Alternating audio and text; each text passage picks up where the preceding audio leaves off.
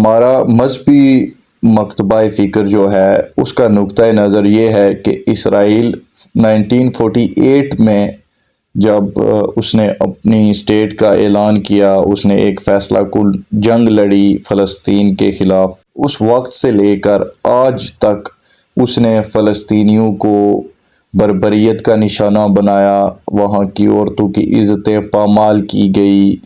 ان کے بچوں کو شہید کیا گیا، ان کے جوانوں کو شہید کیا گیا، اور انہیں پیچھے دھکیلتے دھکیلتے ایک چھوٹے سے علاقے میں محدود کر دیا گیا۔ الاقصی اور غزہ کی پٹی بھی اسرائیل کے زیر قبضہ تھی، اور فلسطینیوں کو بالکل سائیڈ لائن پہ تھوڑا سا علاقہ دیا گیا تھا جس میں وہ رہ رہے تھے۔ اس کے باہر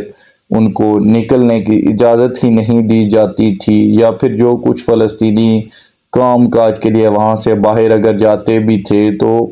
تھرڈ کلاس قسم کی نوکریاں ان کو دی جاتی تھی، جو گھٹیا قسم کے کام ہوتے ہیں وہی اویلیبل تھے فلسطینیوں کے لیے۔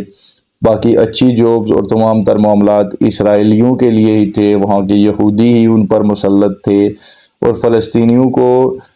تھرڈ کلاس سٹیزنز کے حقوق بھی نہیں دیے گئے تھے، بلکہ ان کے ساتھ غلاموں جیسا سلوک ہوتا تھا وہاں پر۔ ان کی عورتوں کی عزتیں محفوظ نہیں تھیں، اور ان کو اس قدر تنگ کیا جا رہا تھا کہ وہ آخر اپنے ان علاقوں کو بھی چھوڑ کر یہاں سے کوچ کر جائیں۔ پچھلے 20 سالوں سے فلسطینیوں کو ایک ہی جگہ پر محدود رکھا گیا، ان کے گرد ایک اونچی باڑ لگا دی گئی، اور جیل کا سا ماحول ان پر بنا ہوا تھا۔ ان کی سپلائی کاٹ دی جاتی تھی، وہاں پر ہاسپیٹیلٹی کے بہت زیادہ معاملات تھے، ہاسپیٹلز اچھے نہیں تھے،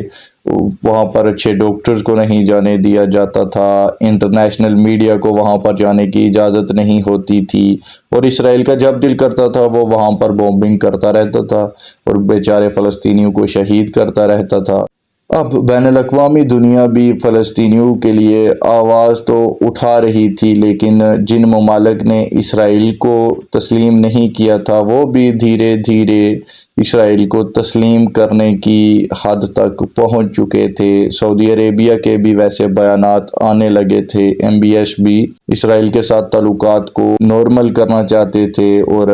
باقی تمام جو ممالک ہیں، بہت سارے اسلامی ملکوں نے دبئی سمیت اسرائیل کو تسلیم بھی کر لیا، ان کے ساتھ اچھے تعلقات بھی بنا لیے۔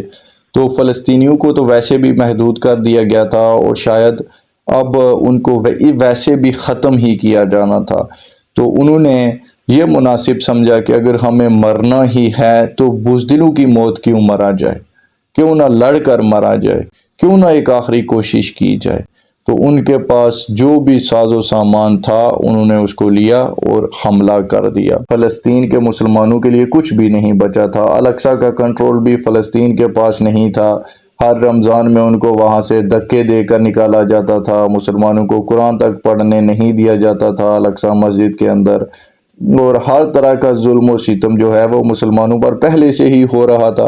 اور اب تو یہ حد تھی کہ جو تھوڑے سے ایریے میں وہ موجود تھے ان کو وہاں سے بھی کوچ کرنے کا پورا پلان بن چکا تھا، اور پوری دنیا بھی خاموش ہو چکی تھی۔ تو اب اگر انہوں نے پھر بھی گریٹر اسرائیل بنا بھی لیا بالفرض، اگر مثال کے طور پر امیجن کریں، اللہ نہ کرے ایسا ہو، لیکن اگر وہ بنا بھی لیتے ہیں تو کم سے کم مسلمانوں کو، فلسطینیوں کو